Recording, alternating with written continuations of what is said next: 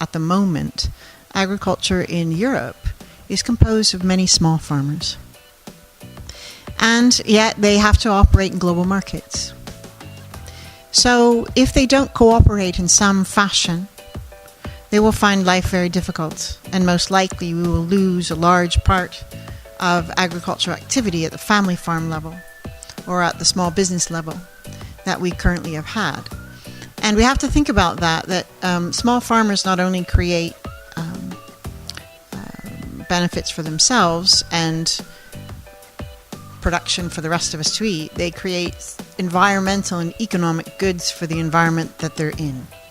They maintain the land, they maintain employment, they maintain the small countryside areas and the small towns. So the survival of this kind of agriculture is useful. And if we would also look at the ideal size of farms, for certain kinds of farms, particularly fruit and vegetables, smaller farms are actually quite efficient. It's important that these farms are kept alive, and they can do so by collective action.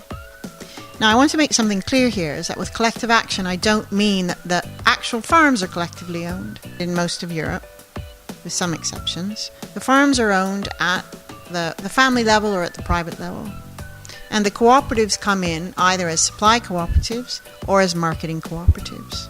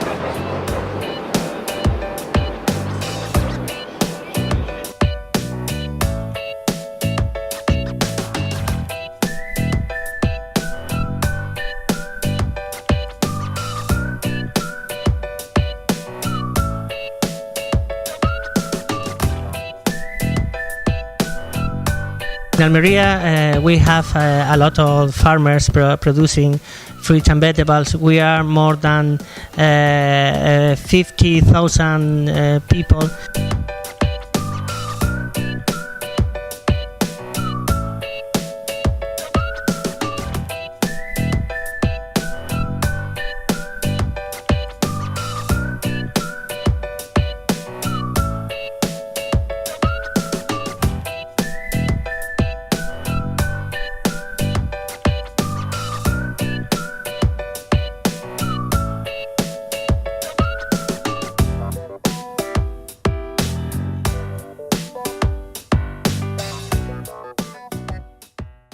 The cooperatives in Almeria, they are trying to improve the production certificate dedicated to the market, because our main customer, that they are the retailers, they want only a very high quality level production, and we try to give this kind of product to them. So yeah, I mean, collective is a way of gaining market power and market sophistication.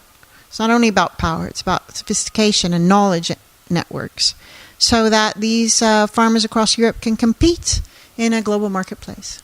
The main function of these cooperatives is marketing the production of these farmers abroad. The cooperatives export the main part of the production in Almeria. More or less, the 70% of the total production of Almeria is exported by this kind of companies.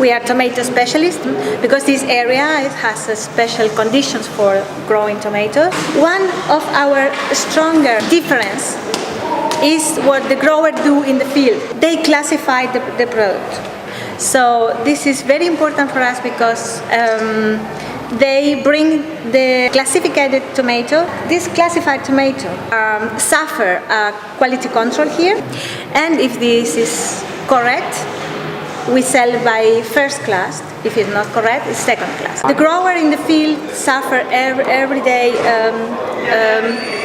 quality control by outside people of the company. They look for the well work on that way.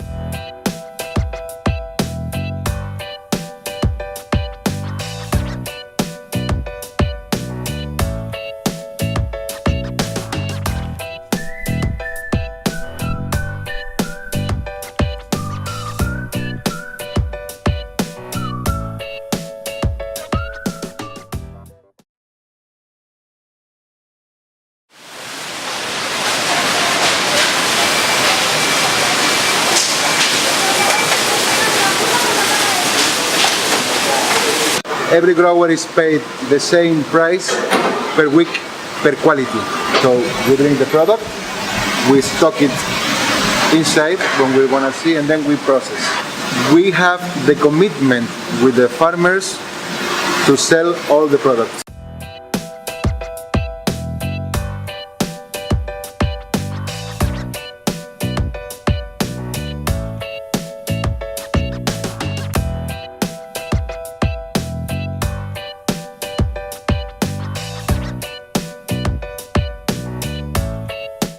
We have a strange legislative creature in Spain called a SAT, and it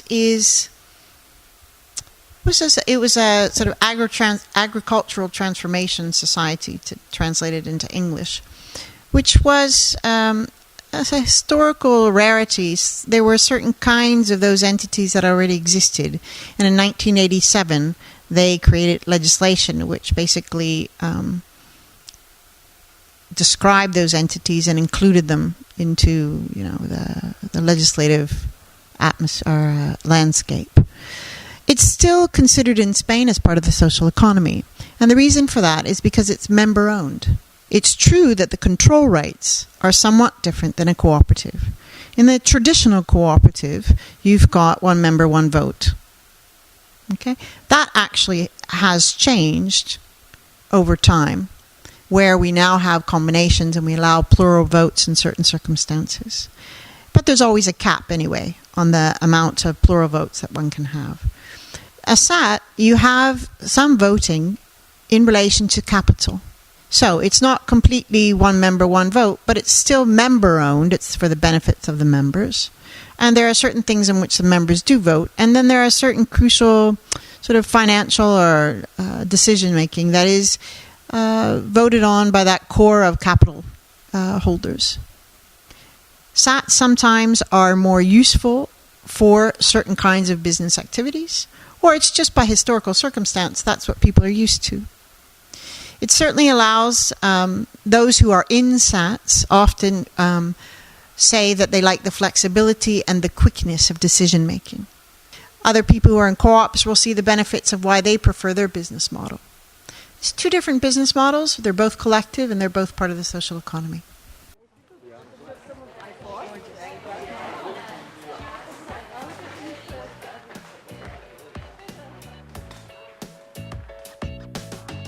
This research center belongs to a cooperative bank called Cajamar.